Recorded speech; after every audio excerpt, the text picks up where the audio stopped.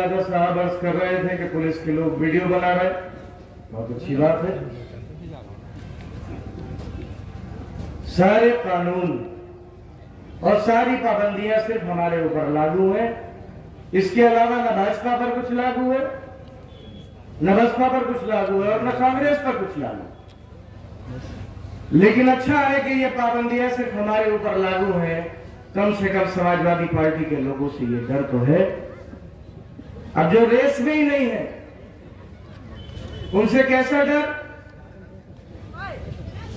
अभी मैंने एक तस्वीर देखी, मैं स्वास्थ्य से वापस आ रहा था।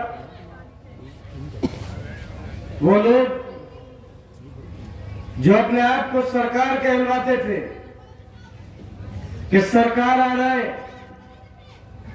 सरकार आ गए, सरकार, वो सरकार दुकान में एक आदमी का हाथ पकड़कर खींच रहा है कि मुझसे मिल तो लो। और जो उन तस्वीरों पर लिख लिख कर आ रहा है वो भी पढ़ने लायक। कौन है ये लोग? क्या वास्ता है इनका आपसे? क्या कुर्बानी है इनकी आपके लिए? कौन है ये? पूरे रामपुर को जंग का मैदान बनाने में अगर सरकार, पुलिस और प्रशासन का जितना बड़ा हाथ है उतनी ही बड़ी जिम्मेदारी इनकी भी है, उतने ही जिम्मेदार ये भी है। ये कौन लोग, कौन है ये और क्या था इनका माजी? सब बनाएंगे यार, ऐसा थोड़ी मोबाइल के आगे बनाते हैं। ये वो लोग हैं जो घर के बाहर आए आदमी से कभी सीधे मुंह बात नहीं किया करते थे। इनकी तारीख एक ऐसा बदनुमा दाग, एक ऐसा कलंक, एक ऐसा बुरा वाकया जो रामपुर के माथे पर लिखा है, एक ऐसी तारीख इस शहर की, इस जिले की, जिसे रहती दुनिया तक नहीं मिटाया जा सकता। अपने आप को सरकार कहने वाले बताए, जवाब दे रामपुर वालों को, नौजवानों को जवाब दे। नौजवानों, अपने बुजुर्गों से पूछना, अपने वालिदैन से पूछना कि कौन बदनसीब लोग हैं हम वो बदनसीब हैं जिन्होंने गुलामी की दोहरी मार बर्दाश्त की। दोहरी मार। हम वो बदनसीब जिनको पक्की सड़कों पर चलने की इजाजत नहीं थी। हम वो बदनसीब है जिन्हें पक्का मकान बनाने की इजाजत नहीं थी। हम वो बदनसीब जिन्हें 8वीं से ज्यादा पढ़ने की इजाजत नहीं थी। हम वो बदनसीब, हम वो बदनसीब है कि अगर हमारे ऊपर मुसल्लत नवाब 1857 में अगर अपने मुल्क के साथ हिमायत करते और उसकी आजादी के साथ हिमायत करते तो ये मुल्क 90 साल पहले आजाद हो गया। हम वो 90 साल पहले आजाद हो गया होता। हम वो बदनसीब। अब्दुल्ला आजम, अब्दुल्ला आजम, समाजवादी पार्टी, वो बदनसीब। और आजादी के बाद भी ये लोग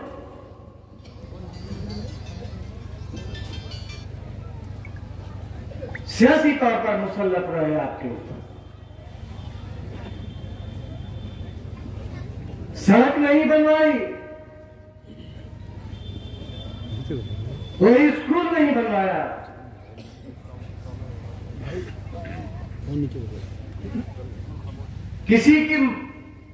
किसी की हिमायत का कोई काम नहीं किया। जब पूछा तो पता चला पूरा परिवार विदेश में। आज आए हुए हैं आजकल। मैंने कहा था जब पहली मीटिंग हुई थी कि उस बार में कुछ कसर बाकी रह गई शायद। पिछली बार 2 फिल्में बनी थी, वालिद साहब की और बेटे साहब की। वालिद साहब की रिलीज हो गई, नताइज भी उन्हें सामने आ गए। इस बार दोनों की फिल्म बनी, एक की तो पुरानी है, एक की नई है। दोनों को पिक्चर हॉल भी मिल गए, कहां चलानी है उन्हें। और लोग भी इस इंतजार में है कि तुम 14 आ गए। मैं गया हूं आपके सामने, अभी शहर से आया हूं, अभी गवाह हूं आपके सामने। पुलिस की इतनी जातियों के बाद, इतने जुल्म के बाद, मेरे आगे पुलिस की एक गाड़ी, मेरे पीछे एक पुलिस की गाड़ी ऐलान करती चलती है कि कोई मिलेगा तो मुकदमा कायम कर दिया जाएगा। जिम्मेदारी के साथ आप आपसे कह रहा हूं, मालिक ने चाहा तो 2017 से बेहतर नतीजा रामपुर में भी आएगा।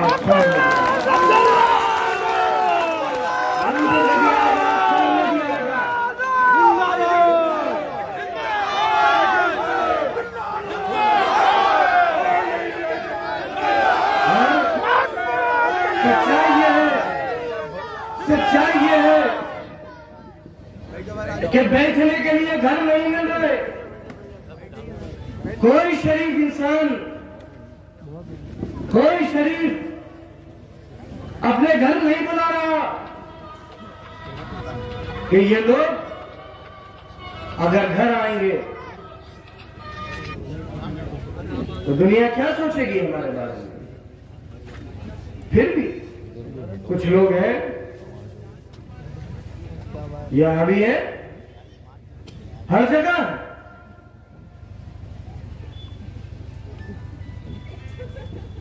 वो खुद ये सोचे कि जब इस दुनिया से जाओगे और अपने मालिक का सामना करोगे तो क्या करोगे? किसकी हिमायत करके आए हो? भाजपा की? एक ऐसी सियासी जमात जिसने नफरत फैलाने में और इस मुल्क को बर्बाद करने में कोई कसर बाकी नहीं छोड़ी। किस लिए? आजम खां से मुखालिफत की खातिर। क्या कहोगे जाकर? कभी सोचा है? ऐसे लोगों से कहना चाहता हूं कि आप जैसे लोग जिम्मेदार हो रामपुर की बर्बादी के।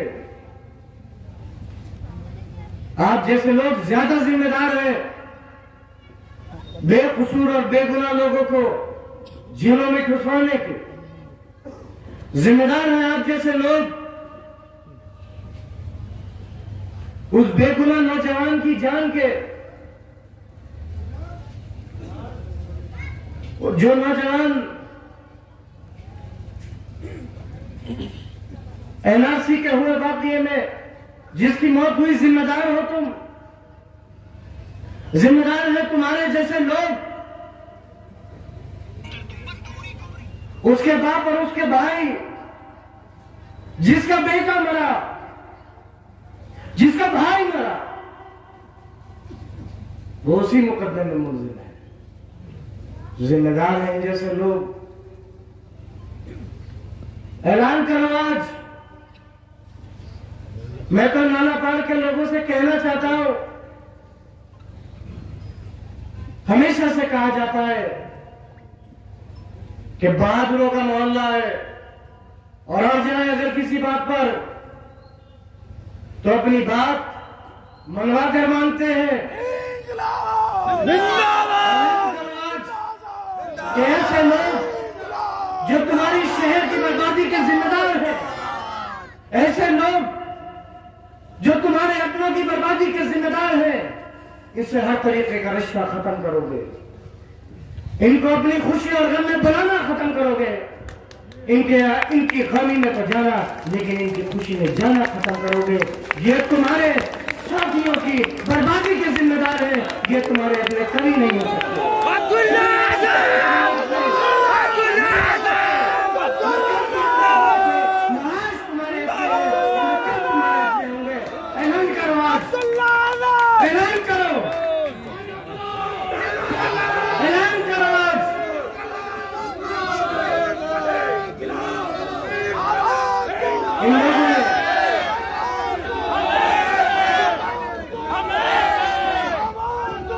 बर्बाद कर दिया पूरा शहर,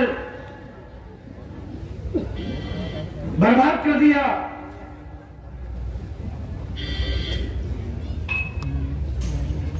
सवाल होते हैं और मैं कहना चाहता हूं कि आने वाली 14 तारीख एक ऐसा शख्स जिसने अपनी पूरी जिंदगी, अपनी जिंदगी के तमाम मकासद और तमाम मकसद, अपनी जवानी का हर एक लम्हा, अपना पूरा बुढ़ापा और अपनी जिंदगी के आखिरी लम्हे तक, अपनी आखिरी सांस तक आपके लिए वक्फ कर दिया। ये चुनाव उस इंसान का नहीं है, ये इलेक्शन आपका है, आपकी इज्जत का है, आपके वकार का है, आपके जमीर का है, आपके गुरूर का है और उस आजम भाई का है जिस आजम भाई ने जिंदगी के हर मौके पर, जिंदगी के हर मौके पर आपका साथ दिया है, हर मौके पर आपका साथ दिया है। सवाल करते हैं वो लोग आज जिन्होंने इस शहर को बर्बाद कर दिया कि आजम खान ने क्या किया।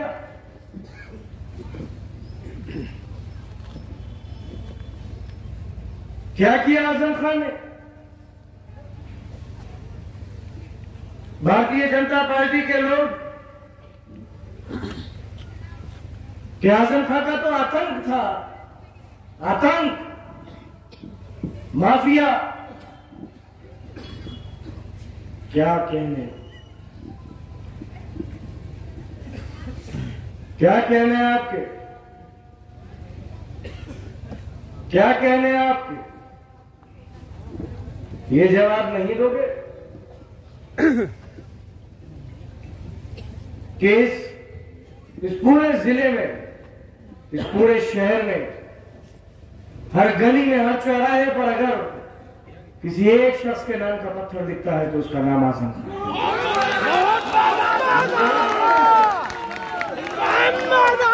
नहीं दोगे जवाब कि जब पूरा हिंदुस्तान कोरोना से जूझ रहा था और आज भी जूझ रहा है, तब उसी आजम भाई का बनवाया हुआ ऑक्सीजन प्लांट आपके कितना काम आया ये नहीं बताओगे? अभी मीडिया ने नहीं छापा, नहीं बताओगे? क्यों नहीं दोगे जवाब? जिस यूनिवर्सिटी के खातिर आजम खान साहब को माफिया घोषित कर दिए गए, उसी यूनिवर्सिटी का अस्पताल सरकार के और यहाँ के लोगों के काम आया। और दुश्मनी मुझसे हो सकती है, आजम खान साहब से हो सकती है। उस अस्पताल से क्या दुश्मनी थी? अगर वो अस्पताल बंद ना हुआ होता तो न जाने कितने लोग, न जाने कितने मरीज, न जाने कितने ऐसे अपने जो इलाज से महरूम रह गए और दुनिया को छोड़कर चले गए, वो आज हमारे साथ। क्या खता थी उस अस्पताल की? क्या खता थी उर्दू गेट की? उर्दू गेट सिर्फ इसलिए गिरा दिया गया कि खनन नहीं हो पा रहा था, खनन के ट्रक नहीं गुजर पा रहे थे, बढ़िया हफ्ता बंधा हुआ था वो नहीं मिल पा रहा था, यूं गिरा दिया उर्दू गेट। अगर आपको खनन कराना था एक नई सड़क बनवा देते, नाम बदल दिए, इसका नाम ये और इसका नाम ये। एक नन्ही ईंट पूरे 5 साल में तो रामपुर में किसी से रखी नहीं गई, एक नन्ही ईंट। लेकिन बर्बाद करने को अगर कोई मिला तो रामपुर वाले। मैं और बाबा, मैंने जिंदगी में बहुत अच्छा वक्त भी देखा है, बहुत बुरा वक्त भी देखा है। मैंने बहुत अच्छा वक्त देखा, मैंने बहुत बुरा वक्त भी देखा। मैंने आज बायात की कोठरी भी देखी, अपने बीमार बाप को जिंदगी और मौत से लड़ते हुए भी देखा है। मैंने मोर्चा देखा है, मैंने अपने मालिक और अपने अल्लाह का करम देखा है, मैंने लोगों की दुआओं का असर देखा और ऐसे ऐसे ने दुआएं करी जो शायद जिंदगी भर मुखालिफ रहा, लेकिन उसने भी अपने मालिक के आगे उस दौर में दुआएं करी। और पहली बार नेताओं को सुनते थे कि सरकार आएगी, ये सरकार आ जाए, लेकिन पहली बार रामपुर का एक आम आदमी चाहता है कि इस बार सरकार जरूर आए। आम आदमी चाहता है कि सरकार जरूर आए और आएगी, इंशाअल्लाह जरूर आएगी।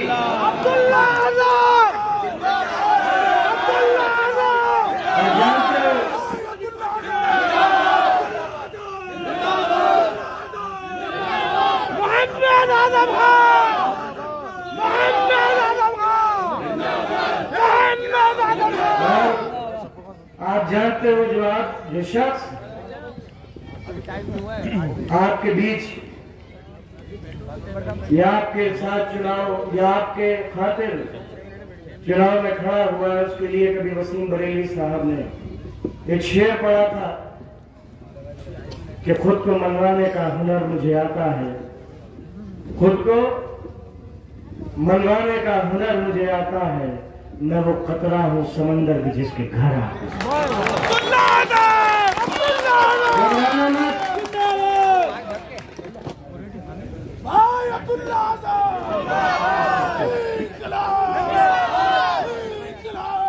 मैं आज सबसे ये गुजारिश करने आया कि 14 तारीख को आपके साथ बहुत जुल्म हुआ है, आपके साथ, आपके अपनों के साथ, आपकी माओ के साथ, आपकी बहनों के साथ, आपके बच्चों के साथ और नौजवानों तुम्हारे वालिदैन के साथ सड़क पे खड़े लोगों को बेइज्जत किया गया। और पहली बार ऐसा हुआ है कि लफंगों के कहने पर शरीफों के घर में पुलिस कूदी है। पहली बार ऐसे लोग जिनका कोई चरित्र नहीं, उनकी सिफारिशों पर अधिकारियों से कुछ काम निकालने के लिए और कुछ जी हुजूरी के खातिर कि अधिकारी हमारा सलाम ले लें, बस हमारा ये काम हो जाए, हमारी फला एनओसी हो जाए, हमारा लाइसेंस हो जाए, इस खातिर पूरे शहर को भट्टी में झोंक दिया। आए तो अपने ऊपर हुए हर जुल्म का जवाब जरूर लेना, जरूर लेना जवाब। मैं करूंगा। पूछना आजम खां बनोगे, आजम खां बनोगे। बहुत किरदार चाहिए आजम खां बनने के लिए, हिम्मत चाहिए, जुर्रत चाहिए, ईमान चाहिए।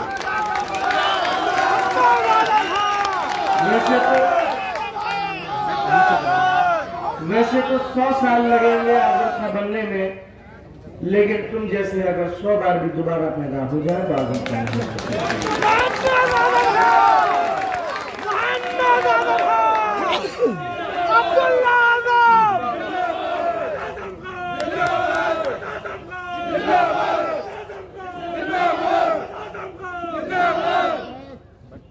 मेरी दरख्वास्त है सबसे, किसी के पास कुछ नहीं है, गाड़ियों में सिर्फ एक ड्राइवर बैठा है, मैंने अपनी आंखों से देखा है, अपनी आंखों से देखा है। सिर्फ गाड़ियों के काफिले चल रहे, गाड़ी में बैठने वाला नहीं है, और एक तो दुकान में से हाथ पकड़ के खींच रहा है। अब उनकी मंशा क्या है ये पूरा शहर जानता होगा। वो भी मंत्री जी के साथ है।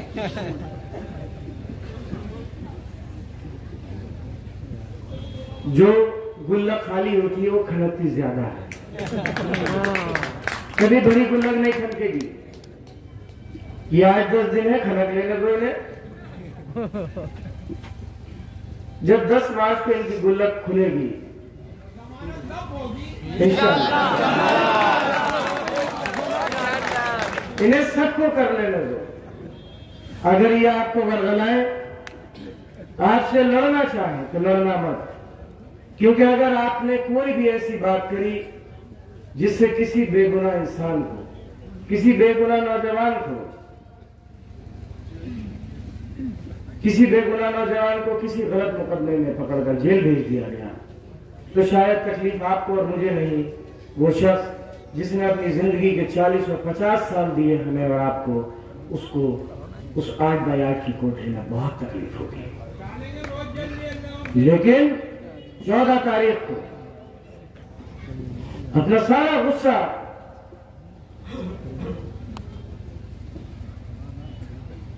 अपना सारा इंतकाम उस बटन पर निकाल, छुट्टी मनाने लग जाना नैनीताल, बहुत से चले जाते, छुट्टी मनाने नैनीताल नहीं जाना, सबकी छुट्टी करनी है इस बार।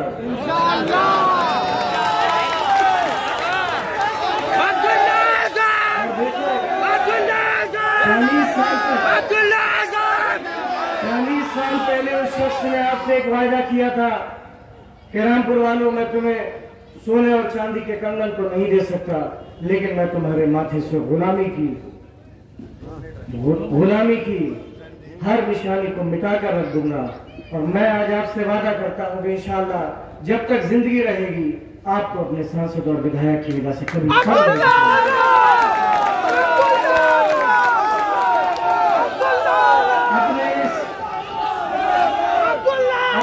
हमदर्द दिल पर हाथ रखकर और दोनों हाथ उठाकर अपने कायद का वो नारा जो हर चुनाव के पहले जलसे में लगता था और जिससे बड़े बड़े इनकलाब आए,